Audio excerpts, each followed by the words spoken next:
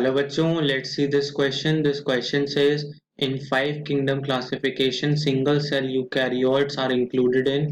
जो single cell eukaryotes होते हैं वो फाइव किंगडम क्लासिफिकेशन किसमें होते हैं? A fungi, B protista, C monera, D archaea. So let's see the key concept involved here. Key concept here is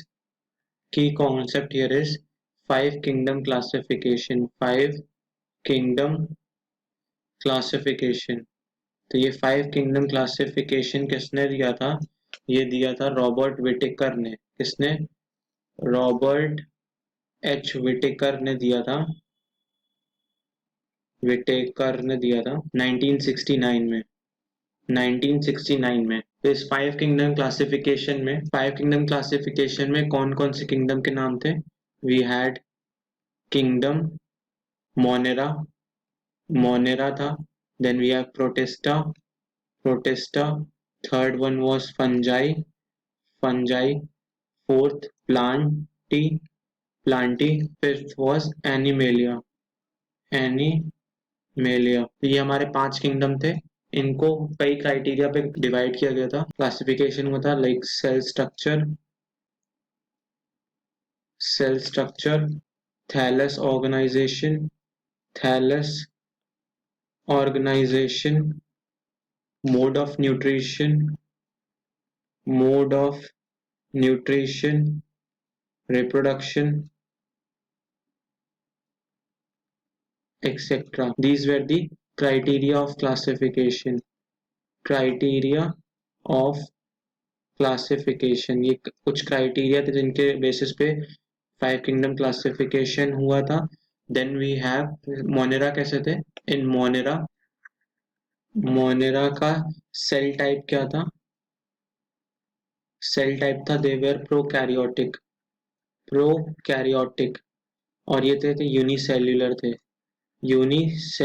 थे. Then हमारा क्या था? प्रोटिस्टा कैसा था? Protista was eukaryotic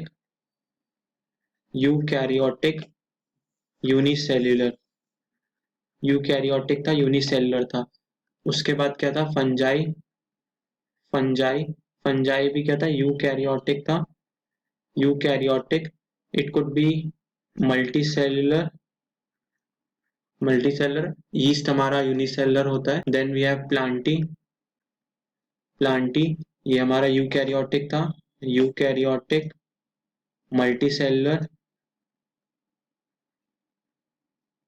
similarly we have animalia.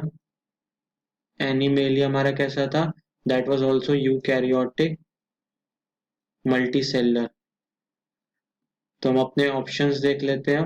हमारे ऑप्शंस हैं in five kingdom classification single cell eukaryotes are included in. A fungi. नहीं, fungi में यूकैरियोटिक मल्टीसेलुलर होते हैं. This option is wrong. Option B Protista में yes हमारे eukaryotic होते हैं, यूनिसेलुलर होते हैं. B is right.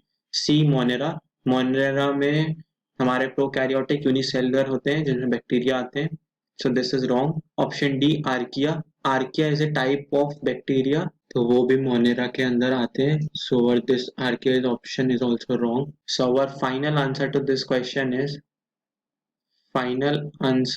Question is option B Protista. Are single cell eukaryotes. Hope you all understood this question well. Best of luck. Thank you.